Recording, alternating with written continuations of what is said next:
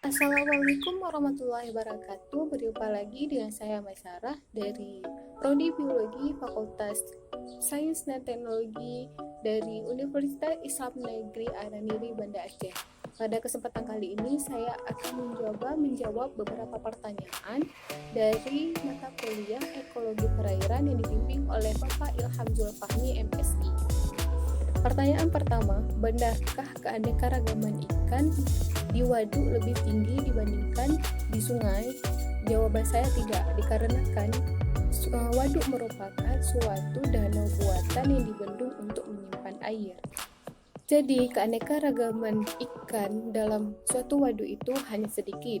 Namun, keanekaragaman ikan yang terdapat dalam sungai lebih tinggi. Mengapa demikian? Dikarenakan sungai merupakan aliran air di permukaan besar yang terus mengalir dari daratan tinggi ke daratan rendah selama kebutuhan dari berbagai spesies ikan itu terpenuhi.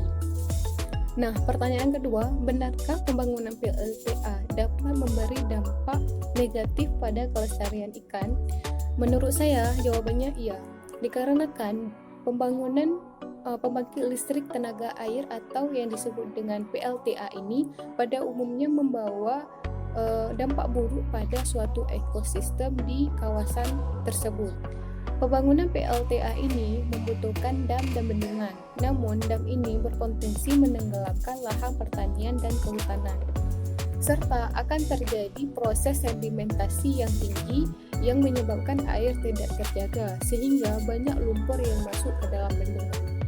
Nah, dalam proses mengalirkan debit air yang cukup besar untuk menghasilkan listrik, hal ini membuat ekosistem terjadi perubahan yang sangat drastis sehingga bisa menyebabkan kepunahan pada ikan di kawasan tersebut.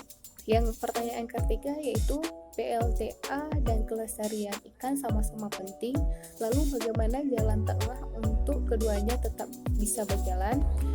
Supaya kedua hal ini bisa berjalan, maka sebaiknya PLTA yang dibangun adalah PLTH yang berbasis dengan mikrohidro atau sering disebut dengan pembangkit listrik tenaga mikrohidro yang disingkat dengan PLTMH. Sebab PLTMH ini hanya mengalirkan sedikit aliran air, biasanya tidak membendung dan tidak mengubah debit air, serta tidak menghancurkan ekosistem yang ada di suatu kawasan. Dan dalam pembangunan PLTA ini harus selalu dipantau dan dikaji dampak dalam dokumen AMDAL. Pertanyaan terakhir yaitu benarkah pembangunan keramba jaring apung di waduk dapat menyebabkan lebih banyaknya mudarat?